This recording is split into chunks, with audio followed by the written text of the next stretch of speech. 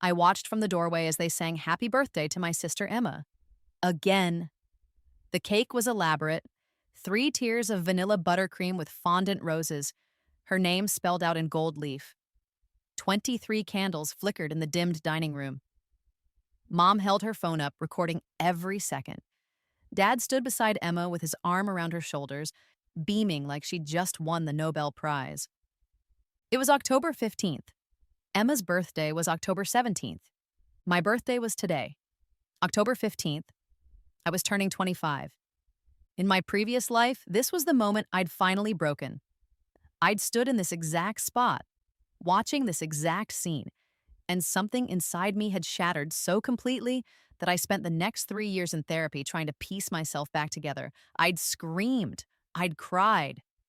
I'd begged them to remember me just once, to see me as more than the ghost who lived in their house and paid her share of the bills. Dad had looked at me with genuine confusion, like I was a stranger having a mental breakdown in his home. Eh, your birthday? That's not until. When is it again, honey? He'd asked Mom. Mom hadn't even looked up from her phone. December something? I don't know. Check the calendar. December. My birthday was in October. I'd lived under their roof for 25 years, and my own mother couldn't remember which season I was born in. But that was my first life. This was my second. I took a slow breath and felt the weight of the packed duffel bag on my shoulder. In my previous life, I'd stayed. I'd convinced myself that family was family, that I owed them something, that maybe if I just tried harder, loved them more, proved myself more useful, they'd finally see me. I'd stayed for 8 more years. 8 years of being invisible, of watching Emma get promoted at Dad's company while my applications got lost, of loaning Mom money I never got back because family doesn't keep score, of missing opportunities because I was always covering for Emma's mistakes or helping with family emergencies that somehow never applied to my own needs. In my previous life, I died at 33, alone in my shitty apartment, having a massive brain aneurysm while Emma posted vacation photos from Bali, a trip Dad had paid for, naturally. They didn't find my body for 4 days. When they finally did, Mom's first concern was whether I'd paid this month's share of the family phone bill. I didn't blame them for my death, but I blamed them for my life. When I woke up on the morning of my 18th birthday, 7 years in the past, I'd spent the first hour sobbing into my pillow. Then I'd spent the next 7 years planning, learning, preparing, becoming someone who didn't need their scraps of attention and conditional love. The unfair advantage of rebirth wasn't just knowing the future. It was knowing myself. Knowing what I was capable of when I stopped waiting for their approval. Knowing which battles to fight and which to simply walk away from. And today, I was walking away. I pulled out my phone and texted my landlord a confirmation. The apartment was ready. Small, but mine. Paid for with money I'd been secretly saving for 2 years, working 3 jobs they knew nothing about because they never asked what I did with my time. In the dining room, Emma blew out her candles. Everyone cheered. I turned and walked out the front door. The first time around, I'd been the perfect daughter, or I'd tried to be. I was born on October 15th, 2 years after Emma. Mom had a difficult pregnancy with me, preeclampsia, bed rest, an emergency C-section at 36 weeks. I'd heard the story exactly once, from Grandma Chen before she died, and only because I'd asked why there were no baby photos of me in the house. Mom had been depressed after my birth, Grandma said. Postpartum depression, combined with stress from Dad's failing business at the time. I'd been a colicky baby, crying constantly, and Mom had never quite bonded with me the way she had with Emma. Emma had been an easy baby, beautiful, happy, sleeping through the night at 6 weeks. Everyone said so. They still said so, even though we were adults now. Emma was still easy to love, easy to celebrate, easy to remember. I'd spent my childhood trying to be easy too. I made straight A's because praise was scarce and I was starving for it. I kept my room immaculate. I never asked for anything. When Emma needed help with her homework, I helped her. When Mom was tired, I cooked dinner. When Dad complained about money, I got a job at 15 and started paying for my own clothes, my own school supplies, my own everything. It didn't matter, they still forgot my birthday every year. Emma got parties, big ones with themes and decorations and all her friends. I got, if I was lucky, a card from Grandma Chen with $20 inside. After she died when I was 13, I didn't even get that. The first time I was truly painfully aware of my invisibility was my 16th birthday. Emma had just gotten her driver's license. She was 18 and had failed the test 3 times, but Dad had been patient, taking her out to practice every weekend for months. On my birthday, I'd hinted that maybe we could start practicing too, since I was eligible now. Dad had looked at me blankly. "Can't today, kiddo. I'm taking Emma car shopping. She needs something reliable for college." Emma was going to State University, 20 minutes away. She'd be living at home. She didn't need a car. She could take the bus, or I could drive her if I had a license. But I didn't say that. I just nodded and watched them leave. Mom had been home, but she'd been on the phone with her sister, laughing about some drama in their book club. She talked for 3 hours. I made myself a box of mac and cheese for dinner and ate it alone in my room. That's when I started keeping score in a journal. Every forgotten birthday, every family dinner I wasn't told about until I came downstairs and found them eating without me. Every time Emma got something I'd asked for first, the laptop, the Spotify subscription, the winter coat from that store at the mall. Every time I was told we couldn't afford something for me, then watch them buy it for Emma the next week. I'd shown Dad the journal once in my previous life. I was 22, and I'd thought if I just explained it clearly, showed him the pattern, he'd understand. He'd feel bad. He'd change. He'd looked through it with growing anger, not at himself, but at me. "This is pathetic," he'd said, throwing the journal back at me. "You're keeping score like a child. Family isn't about transactions. Emma doesn't do this petty nonsense. Emma appreciates what she has." "Emma has everything," I'd said quietly.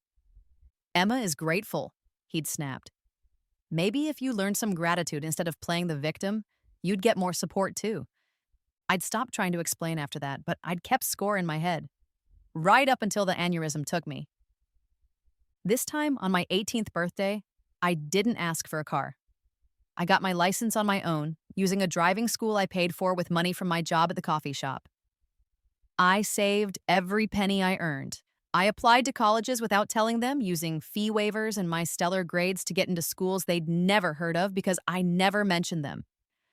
I got a full scholarship to a university 8 hours away, and I told them I was going to community college and staying home. They were relieved. One less tuition to worry about, even though I was already planning to pay my own way. I left for community college and went to real university instead. I came home on breaks with vague stories about classes and campus life that they never questioned because they never really listened.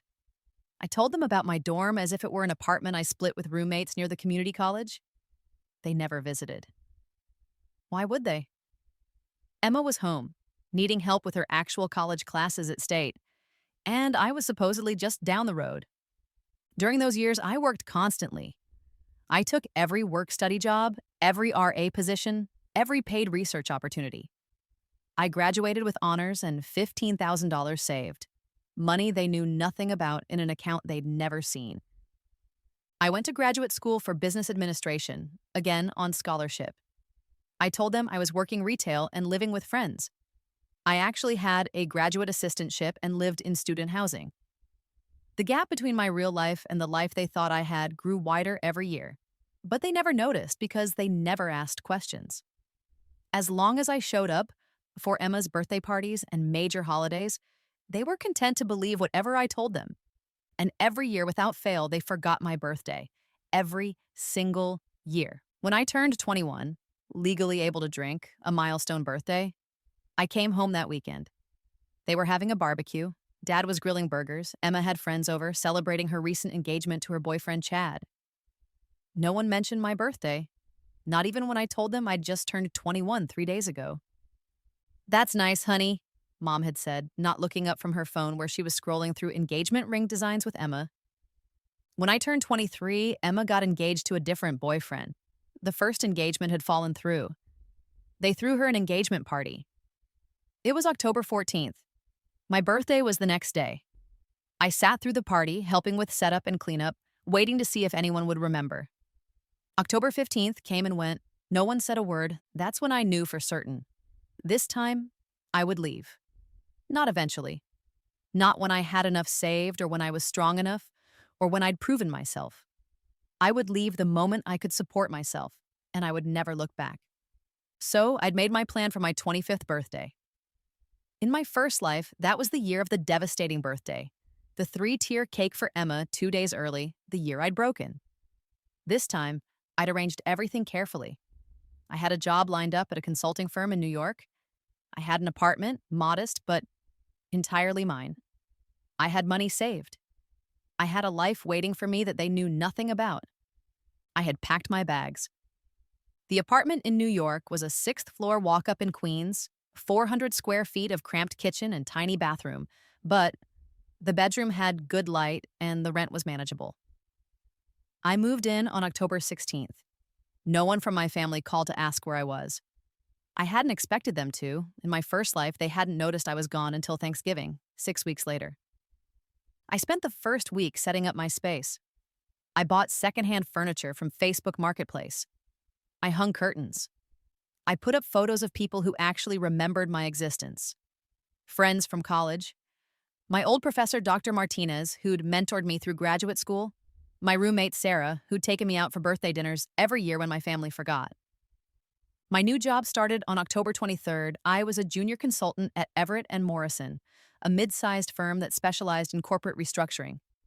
The pay was decent, the hours were brutal, but I was good at it. In my first life, I'd never gotten this job. I'd been too busy covering Emma's shifts at Dad's company, too anxious about leaving them, too convinced I owed them my proximity. This time, I owed them nothing. Thanksgiving came. My phone finally rang on November 20th. It was Mom. "Where are you?" "We're planning Thanksgiving, and I need to know numbers." "I moved to New York," I said calmly. "I'm not coming for Thanksgiving." There was a long pause. "What? When did you move? Why didn't you tell us?" "I moved in October. I did tell you. I mentioned I was looking at jobs in New York back in August." I had mentioned it at Emma's birthday barbecue. I'd said it directly to Mom while she scrolled through her phone. She'd said, without looking up. "Well, you need to come home for Thanksgiving. It's family tradition." "I can't. I have work." "Everyone has work. You can take a few days off." "I'm not taking time off. I'm staying in New York." Another long pause. I could hear her frustration building. "Your father is going to be very disappointed." "I'm sure he'll survive." Ace. "What's gotten into you? This isn't like you." That almost made me laugh. What did she know about what was like me? But I kept my voice steady. "I have to go, Mom. Tell everyone I said Happy Thanksgiving." I hung up before she could respond. She called back twice. I didn't answer. Dad called once, left a voicemail saying I was being selfish and needed to think about the family. I deleted it. Emma texted, "WTF, Mom says you're not coming for Thanksgiving? That's so rude." I didn't respond. The silence was glorious. I spent Thanksgiving with Sarah, who'd also moved to New York for work. We made a chaotic dinner in her slightly larger apartment, burned the turkey, laughed until we cried, and watched bad movies until midnight. It was the best Thanksgiving I'd ever had. December came. My phone rang occasionally, Mom calling to ask when I was coming home for Christmas, Dad leaving increasingly annoyed voicemails about my attitude, Emma texting complaints about how she had to help more around the house now that I wasn't there to cover my chores. I didn't respond to any of it. Christmas passed, I worked through it, volunteered to take the holiday shifts so my colleagues with kids could be home. The overtime pay was excellent. I sent a group text on Christmas morning. "Merry Christmas, everyone. Hope you have a great day." Generic, polite, distant. Emma called me on New Year's Eve, drunk at some party. "You're being such a bitch," she slurred into the phone. "Mom's crying all the time because you won't talk to her. Dad says you're ungrateful. Why are you doing this?" "Doing what?" I asked calmly. "This, ignoring us, running away. You're being so dramatic." "I'm living my life, Emma, that's all. You're punishing us for something, and I don't even know what we did wrong." I could have explained. I could have listed every forgotten birthday, every dismissal, every time I'd been invisible while she shone in the spotlight. But what would be the point? In my first life, I'd tried explaining. It had never worked. They didn't want to understand. They wanted me to stop being inconvenient. I'm not punishing anyone, I said. I'm just not coming home. That's allowed. Family doesn't just abandon each other. You're right, I said quietly. They don't. I hung up. Work consumed me in the best way. I was good at what I did, analyzing failing companies, finding the inefficiencies, creating restructuring plans that saved jobs and money. It required the same skills I'd developed in my first life trying to manage my family's dysfunction: pattern recognition, emotional detachment, strategic thinking. My boss, Margaret Chen, no relation to Grandma Chen, but the coincidence felt meaningful, took notice. By March, I was leading my own small projects. By June, I was promoted to consultant. By September, I was heading up a major client account, a struggling family-owned manufacturing business that was hemorrhaging money due to nepotism and poor management. The work hit close to home, but I was professional about it. I analyzed their books, interviewed their staff, identified the problems. 3 incompetent family members in executive positions they hadn't earned, a qualified general manager being paid half what he was worth, and a complete lack of accountability. My recommendation was harsh but necessary. Remove the family members from operational roles or the company would be bankrupt in 18 months. Place the qualified manager in charge. Create actual performance metrics. The owners were furious. They accused me of not understanding family values. I presented them with spreadsheets and projections. They had 6 months of runway left, maybe 8 if they took out loans. They could fire me and find someone who'd tell them what they wanted to hear, or they could save their company and their employees' livelihoods. They took my advice. The company survived. The qualified manager became CEO. The family members moved to board positions where they couldn't do operational damage. 50 jobs were saved. Margaret called me into her office afterward. "That was gutsy," she said. "Family businesses are touchy. You handled it perfectly. Compassionate but firm. You'll make senior consultant within 2 years if you keep this up." I'd been at the firm for 11 months. My second birthday after leaving home was October 15th again. I woke up in my apartment, made myself coffee, and checked my phone. There was one text from Sarah. "Happy birthday, bitch. Let's get drinks tonight." One from Dr. Martinez. "Happy birthday. Proud of you, kiddo." And one from my college friend Marcus. "Quarter century. Too old to trust now. HBD." Nothing from my family. I'd expected it, of course, but knowing they'd forget and experiencing them forgetting were 2 different kinds of pain. Even now, even after everything, there was a small, stupid part of me that had hoped. That had thought maybe this year would be different. It wasn't different, and it never would be. I went to work. I worked late on a client presentation. I met Sarah for drinks. We went to a ridiculous karaoke bar, and I sang "I Will Survive" drunk and off-key. And she recorded it and posted it with the caption, "Birthday Queen Energy." It was a good day, a genuinely good day, better than any birthday I'd had in my first life. At 11:47 p.m., my phone rang. "Mom." I stared at it for a long moment, then answered. "Hello?" "Happy birthday," Mom said, overly bright. I almost forgot to call. Busy day, you know how it is. "Right," I said. "Thanks." 26. Wow. You're getting old, she laughed.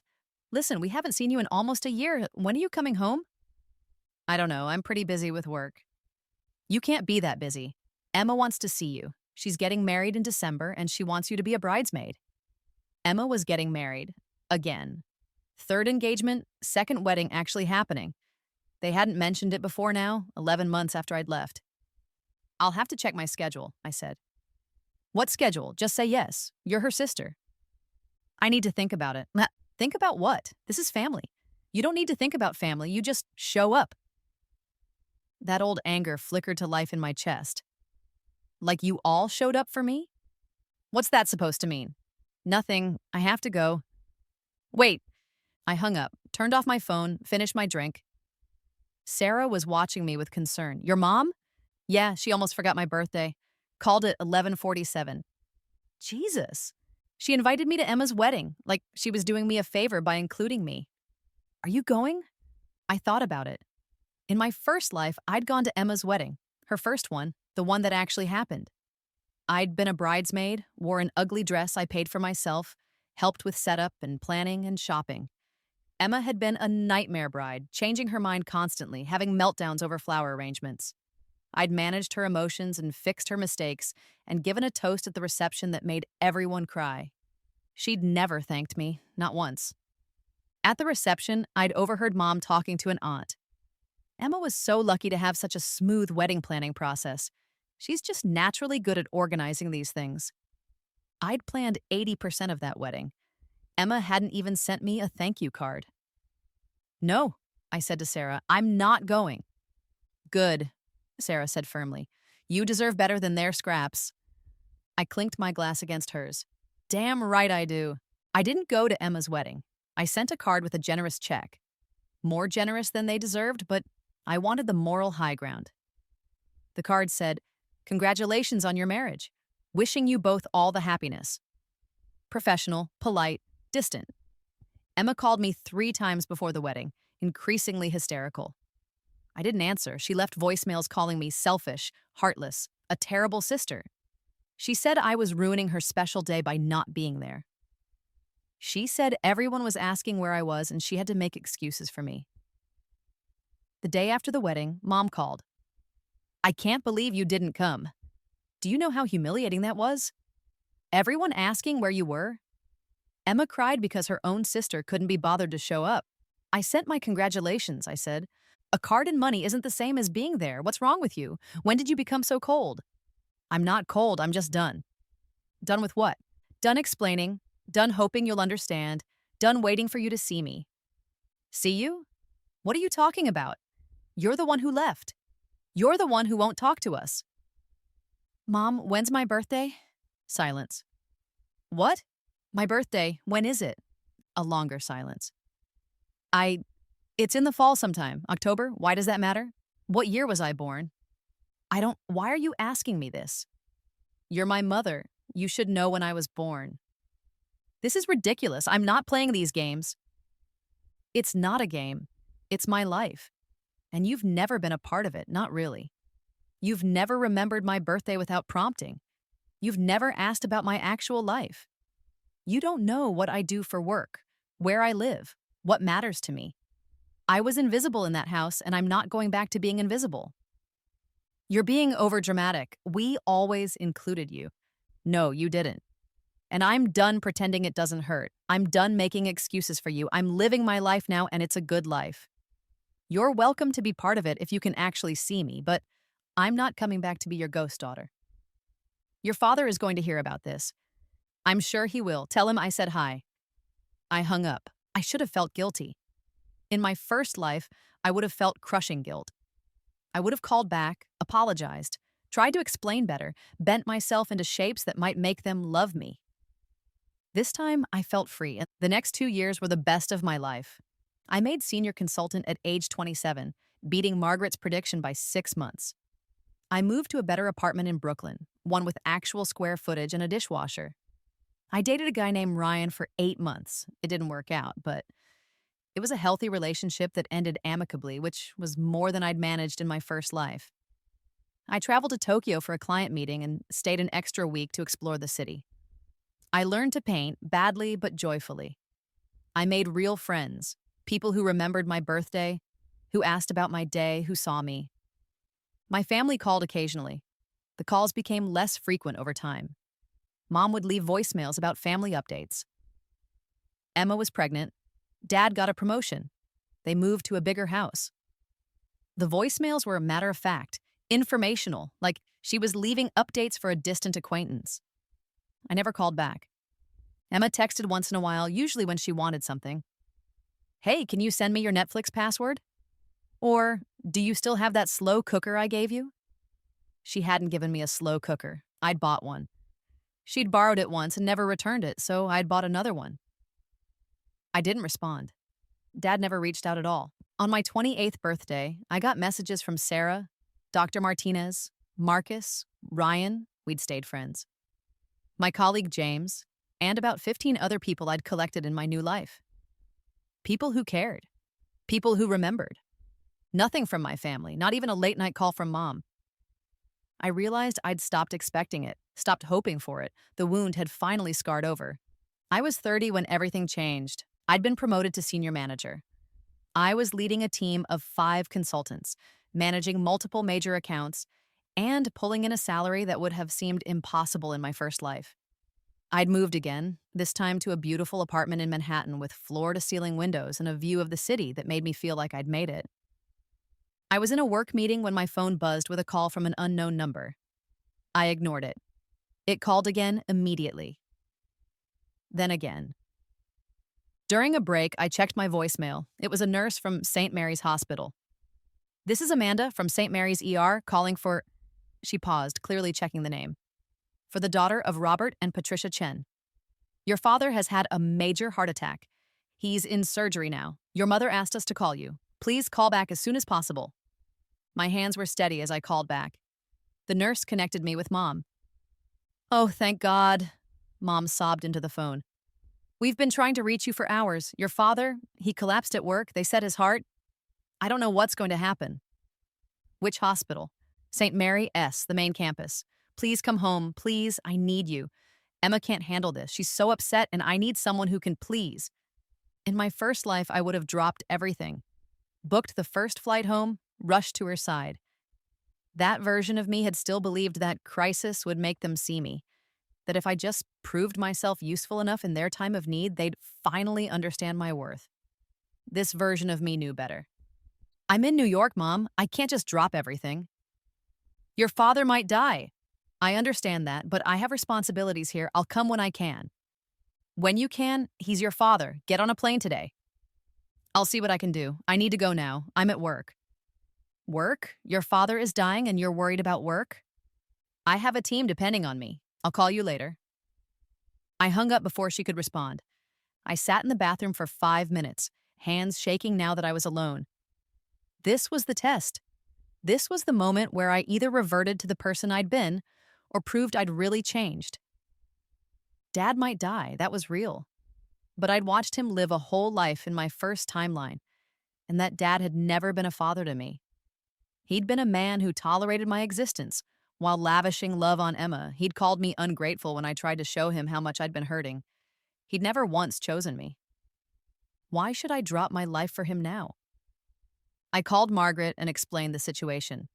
She was immediately sympathetic. "Take whatever time you need. Family emergencies come first." "I'm not going yet," I said. "I need to finish the Morrison project this week. We're presenting to the board on Thursday. I'll go after that if I need to." Margaret looked at me for a long moment. "You don't have to justify your choices to me. Do what's right for you." I finished the week. The presentation went perfectly. Morrison's board approved our full restructuring plan. Dad came out of surgery and stabilized. Mom called me daily with updates, her tone shifting from desperate to angry as I didn't immediately appear. Emma left me voicemails calling me heartless, a monster, the worst daughter and sister imaginable, and I let them go to voicemail. On Friday evening, I booked a flight home for Saturday morning. Not because I felt obligated, but because I wanted to see this chapter close. I wanted to face them as the person I'd become, not the ghost I'd been. The hospital was exactly as depressing as I remembered from my first life. Fluorescent lights, beige walls, the smell of antiseptic and cafeteria food. I found Dad's room on the cardiac floor. Mom and Emma were there, looking exhausted. Mom stood up when I walked in. For a moment, I thought she might hug me. Instead, she said, "It's about time." "How is he?" I asked, looking past her to Dad in the hospital bed. He was asleep, hooked up to various monitors and IVs. He looked smaller than I remembered, older. "He's stable now, no thanks to you," Emma snapped. "Where the hell have you been?" "Working. I told Mom I'd come when I could." "Your father had a heart attack and you put work first? What kind of person does that?" I looked at Emma, really looked at her. She was 32 now, married, pregnant with her second child, living in a house Dad had helped buy. She had gained weight, had circles under her eyes, looked stressed and unhappy despite having everything she'd ever wanted. "The kind of person who has responsibilities," I said calmly. "I'm here now." "Now? It's been a week." "Emma, stop," Mom said tiredly. She looked at me. "Thank you for coming. I know it's been difficult between us." Difficult was such an insufficient word for what it had been. but I didn't argue. What's the prognosis? Mom explained. The heart attack had been severe. Dad would need major lifestyle changes, ongoing medication, careful monitoring. He'd be in the hospital another week, then in cardiac rehab. He'd need help when he got home. Someone to manage his medications, drive him to appointments, help with daily tasks while he recovered. I could see where this was going. We need you to come home for a while, Mom said. Emma can't do it. She has the kids, and she's pregnant. And Sarah Jane is only 2. She needs so much attention. I have a job in New York. Can't you work remotely or take a leave? No. No, Emma's voice was shrill. Just no, he's your father. And I have a career. I have responsibilities. I have a life. We're your family. That comes first. Does it? I looked between them. Tell me, Emma, when's my birthday? She blinked. What? My birthday. When is it? Why does that matter right now? Mom, do you know? Mom shifted uncomfortably. This isn't the time. It's never the time. That's the point. I set my bag down and pulled out a folder I'd brought with me. I made this for you. Call it a gift. I handed it to Mom. She opened it slowly. Inside was a printout of every birthday they'd forgotten, every milestone they'd missed, every time I'd been invisible while Emma was celebrated. I documented it all, dates, occasions, specifics. Not as evidence for some imagined trial, but as closure for myself. And maybe, finally, for them to see. Mom's face went pale as she read. Emma looked over her shoulder. You kept track? Emma said. You actually kept track like some kind of psycho? I didn't have to keep track. I lived it. I just wrote it down so you could see it too. Mom's hands were shaking. This can't all be true. Every word is true. And this is just the birthdays. There's more, so much more. But the birthdays are the clearest pattern. Every single year of my life, you forgot my birthday. Not sometimes, every time. Do you know what that does to a kid? To know that the people who are supposed to love you most in the world can't even remember the day you were born? We didn't forget, Mom said weakly. We just got busy. For 28 years, you got busy for my entire life? I shook my head. You weren't busy. You just didn't care enough to remember. That's not fair, Emma said. Mom loves you. Does she? I looked at Mom. Do you know where I work? Mom hesitated. Some consulting firm? What's it called? I don't remember. Do you know where I live, my actual address? New York. Do you know what neighborhood? What street? Have you ever asked? Silence. Do you know what I do for fun? What I'm good at? What matters to me? Do you know anything about my life beyond the fact that I exist somewhere in New York doing something with business? You never told us these things, Mom said, but her voice was uncertain now. I tried. For years, I tried. You never listened. And eventually, I stopped trying. I picked up my bag. I came here to tell you in person. I'm not coming back. I'm not moving home to take care of Dad. I'm not putting my life on hold to be the backup daughter you remember when you need something. I'm living my life, and it's a good life, and you're not part of it. That was your choice, not mine. But it's my choice now to accept it and move forward. You can't mean that, Mom whispered. I do mean it. I'm done being invisible. I'm done hoping you'll love me the way you love Emma. I'm done waiting for you to remember I exist. I looked at Dad in the bed. He was still asleep, or pretending to be. I hope he recovers. I really do. But I'm not sacrificing myself to help it happen. You'll figure it out the way I figured out how to live without you. Emma was crying now. You're really going to just leave while Dad's in the hospital? You're really going to guilt me for having boundaries? Boundaries? This is abandonment. No, I said quietly.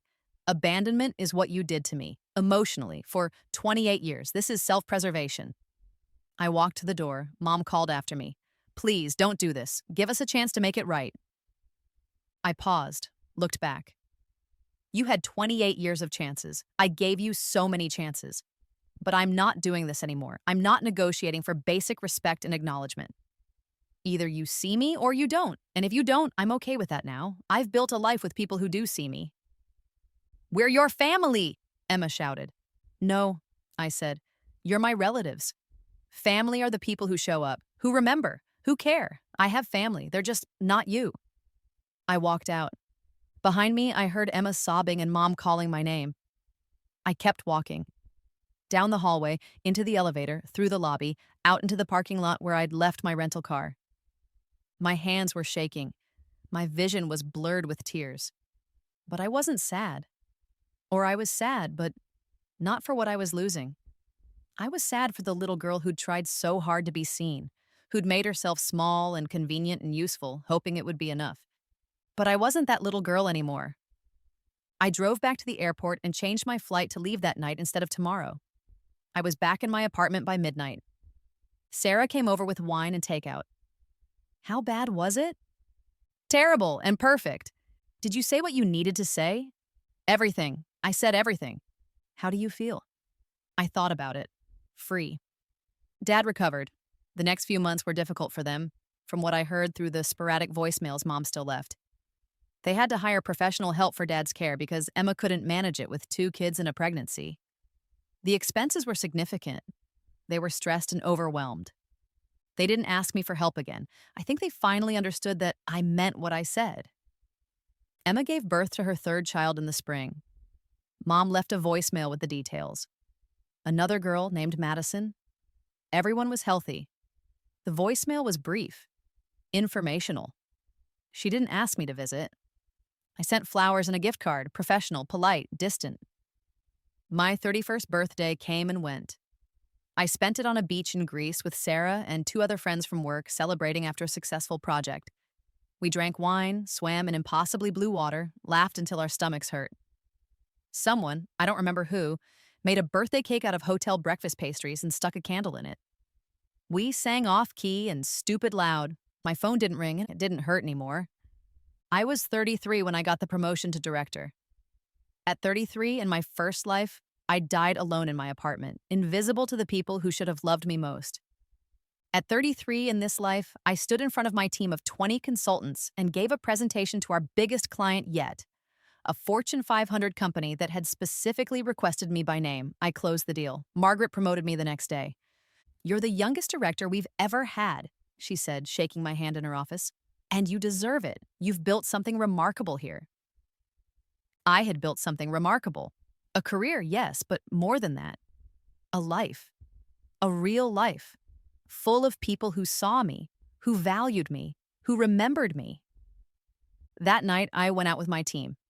We celebrated at an upscale bar in Midtown, drinking cocktails and sharing war stories from particularly difficult clients.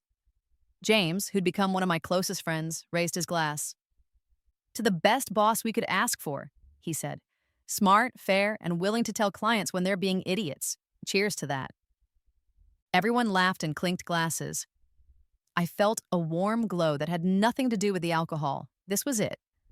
This was what I'd been searching for my whole first life. Belonging, appreciation, being seen. I'd found it by walking away from the people who should have given it to me in the first place.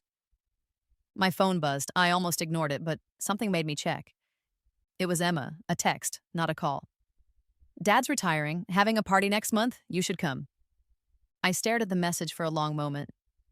Around me, my team was laughing about something, the noise of the bar washing over me like a wave. 3 years since I'd walked out of that hospital room. 3 years of silence, mostly. And now an invitation to Dad's retirement party, casual as if we'd just talked yesterday. I could picture it. Dad surrounded by well-wishers, Emma playing hostess, Mom taking photos. Would they introduce me to people? This is our other daughter, the one who lives in New York. Would they even remember what I did for work, or would they fumble through vague descriptions? Would anyone there know I existed? I typed back, "Congratulations to him. I can't make it. Work commitment that weekend." It wasn't even a lie. I had a client dinner scheduled. But even if I didn't, my answer would be the same. Emma didn't respond. The years continued to pass, good years mostly. I dated, broke up, dated again. I traveled to 12 countries for work and pleasure. I learned to speak conversational Japanese. I got a cat. A grumpy orange tabby I named Miso who hated everyone but me. I made senior director at 36. I bought a condo in Brooklyn, a real one, with 2 bedrooms, an exposed brick, and a view of the Manhattan skyline. My family existed in the background of my life, like ambient noise you eventually stop hearing. Mom called a few times a year, usually around major holidays, leaving brief voicemails. Emma texted occasionally with news. Another kid, 4 total now. A new house, a promotion for her husband Brad. No longer Chad. I'd lost track of when that changed. Dad never reached out at all, not once in 8 years. I sent Christmas cards each year, generic and polite. I didn't send gifts. I didn't call back. I existed in their lives the way they'd existed in mine for so long, as a name on a list, a checkbox to tick. A person who was technically there but not really present. It felt fair. I was 38 when Sarah got engaged. We were in her apartment, looking at rings on her laptop when she turned to me. "I want you to be my maid of honor," she said. "Obviously," I said, grinning. "Who else would keep you sane?"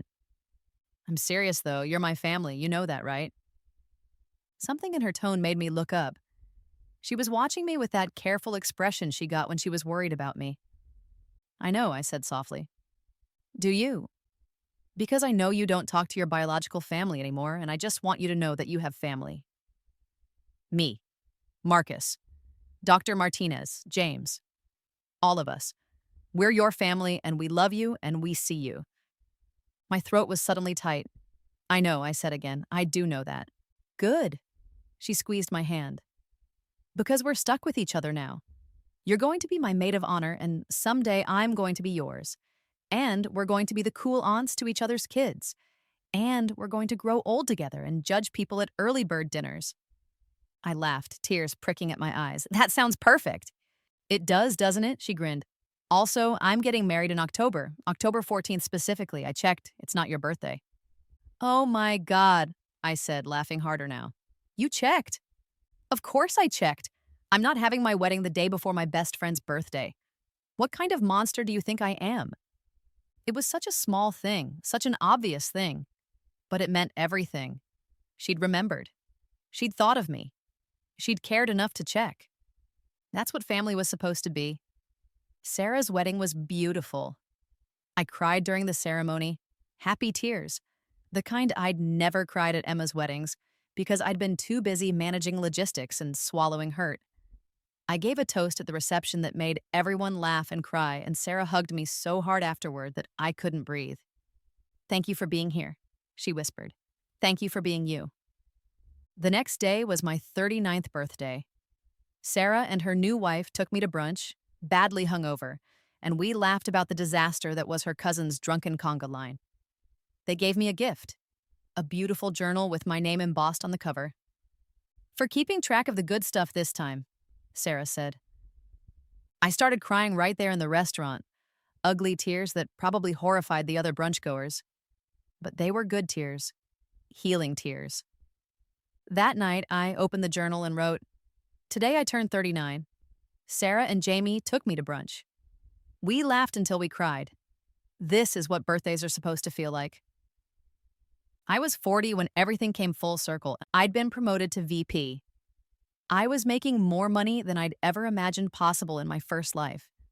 I'd bought a second property, a small cabin in upstate New York where I went to decompress when the city got too loud.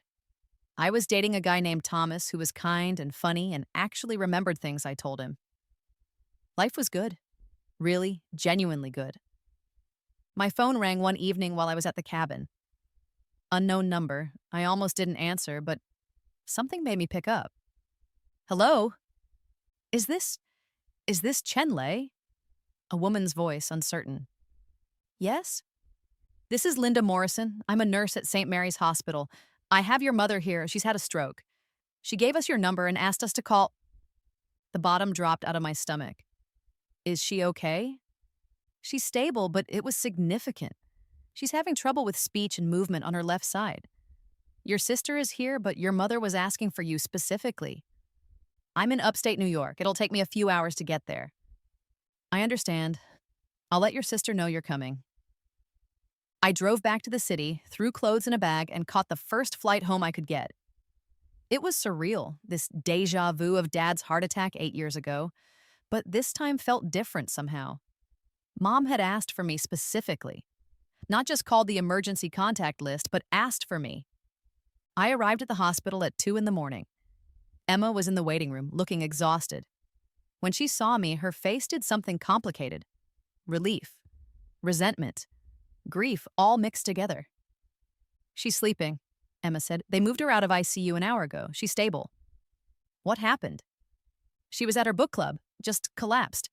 They think it's stress-related. She's been working too much, not taking care of herself. Dad's been driving her crazy with his retirement boredom." Emma's voice cracked. "She's only 62. This shouldn't be happening." I sat down next to her. We hadn't been in the same room in 8 years. She looked older, tired, more worn down than I remembered. 4 kids would do that, I supposed. "I'm glad you came," Emma said quietly. "She really wanted you here." "Did she say that?" "Before she lost her speech, yeah. She kept saying your name. Made the nurses call you first before they even finished running tests." Emma looked at me. "Why did you come this time? You didn't come for Dad." "I came for Dad eventually. I just didn't drop everything immediately." "But you dropped everything for Mom." "Had I?" I thought about it. I guess I did. "Why?" I didn't have a good answer, or maybe I did, but it was complicated. "Maybe because she asked. Specifically asked for me, not just for family or the emergency contact." "That matters?" "Yes," I said simply. "It matters." We sat in silence for a while. Then Emma said, "I've been thinking about what you said at the hospital 8 years ago, about us forgetting your birthday." I tensed. "You don't have to." "No, I want to. I need to." She took a shaky breath. I looked back through my photos after that. Birthday parties, holidays, family stuff. And you're right. You're barely in any of them. And when you are, you're always in the background, helping or serving or cleaning up. Never at the center. Never celebrated.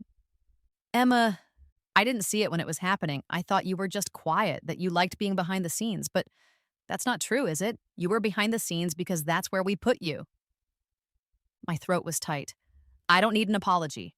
"Maybe not, but I need to give one." She turned to face me fully. "I'm sorry. I'm sorry we took you for granted. I'm sorry I didn't notice. I'm sorry I called you heartless and selfish when you were just protecting yourself. You weren't the heartless one. We were—" I didn't know what to say. In all my imaginings of this conversation, in all my rehearsals and fantasies, I'd never actually believed she'd understand. "Thank you," I finally managed. "Are you happy?" Emma asked. "In your life now, without us? Are you happy?" "Yes," I said honestly. "I really am." "Good." She smiled, sad but genuine. "That's good. You deserve to be happy." We sat together in the waiting room until dawn, not saying much, but not needing to. When the nurse said we could see Mom, we went in together. Mom looked small in the hospital bed, half her face drooping, her left hand curled and useless. But her eyes were clear, and when she saw me, they filled with tears. "Lay," she slurred, the word barely comprehensible but unmistakable. I took her good hand. "I'm here, Mom." She squeezed my hand with surprising strength. With her right hand, she pointed at Emma, then at me, then pressed her hand to her heart. "I know," I said. "I know." Did I forgive her? I wasn't sure yet. But I was here. That was something. Mom's recovery was slow. She regained some of her speech over the following months, enough to communicate, but it was never quite the same. Her left side remained weak. She needed help with daily tasks, with cooking and cleaning and managing the house. Emma stepped up, but with 4 kids and a full-time job, she was drowning. They looked into professional care, but it was expensive. Dad's retirement savings were dwindling faster than expected. I flew home once a month, just for a weekend, Friday to Sunday. I'd spend the time helping Emma, giving her a break, sitting with Mom, listening to her try to talk about things she'd never talked about before. One afternoon, sitting in her room while Emma ran errands, Mom pointed to a box on her closet shelf. I got it down. Inside were baby photos, dozens of them, of me. "I did love you," Mom said slowly, fighting for each word. "Hard. Baby, so hard. I was tired." Then Emma, "Easy. I failed. You did," I said. Not mean, just honest. "Sorry, so sorry." "I know." "Hate me?" I thought about it. Did I hate her? I had, for a while. But hate required energy, required continued investment. And I'd built a life that didn't have room for that kind of consuming emotion anymore. No, I said, I don't hate you. I don't know if I can go back to having you in my life the way you want, but I don't hate you. She cried then, messy and uncontrolled, all the tears she'd maybe never let herself cry before. I held her good hand and let her cry. Forgiveness, I was learning, wasn't a single moment. It was a slow, complicated process, and I didn't know where it would lead. But I was okay with that. I turned 41 on October 15th. I was at the cabin, having taken the day off work, sitting on the porch with miso and a cup of coffee and my phone in my hand. At 9 a.m., my phone rang. Emma. Happy birthday, she said when I answered. Thanks. I set a calendar alert. I'm setting one every year from now on. I'm not forgetting again. My eyes burned. Okay. Mom wanted to talk to you. There was shuffling, then Mom's voice, stronger than it had been, but still slow. Happy, birthday, Lay. Thanks, Mom. Love you. It was the first time she'd said that to me, and I couldn't even remember, maybe ever. Love you too, I said, and meant it in a complicated, messy, imperfect way. After we hung up, I sat on the porch for a long time watching the trees. Thomas came out and sat beside me, handed me a fresh cup of coffee. You okay? He asked. Yeah, I said. I really am. At noon, Sarah called singing Happy Birthday off key. At 2, Dr. Martinez sent a video message. At 4, my team at work had sent a gift basket to the cabin, fancy cheese and wine and a card signed by everyone. At 6, Marcus showed up at the cabin with takeout and a horrible comedy movie. My phone didn't stop buzzing all day with messages, with people remembering me, celebrating me, seeing me. That night, I opened my journal and wrote, Today I turned 41. My family remembered my birthday. My chosen family celebrated me. I am loved. I am seen. I am free. I thought about my first life, ending at 33 in that sad apartment, invisible even in death. I thought about the moment I woke up at 18 with a second chance, the choice I'd made to pack my bags and leave instead of staying and hoping. It had been the right choice, not because it had fixed everything or made my family suddenly perfect, but because it had given me the space to become someone who didn't need their validation to know my worth. I'd built a life where I was seen, where I was remembered, where my birthday mattered not because I demanded it matter, but because the people in my life naturally wanted to celebrate me. I'd stopped waiting for them to love me and had found people who already did. That was the real revenge, I realized. Not making them suffer, not proving them wrong, but simply being happy without them until they finally understood what they'd lost and what they'd missed all those years they looked right through me. The best revenge was living well, and I was living extraordinarily well. I closed the journal and looked out at the stars beginning to appear in the darkening sky. Somewhere, in another timeline, another version of me was still waiting, still hoping, still making herself small and useful and invisible. But this version of me had packed her bags. This version of me had left. This version of me had built something beautiful. And on October 15th, every year without fail, I was remembered. That was enough. That was everything.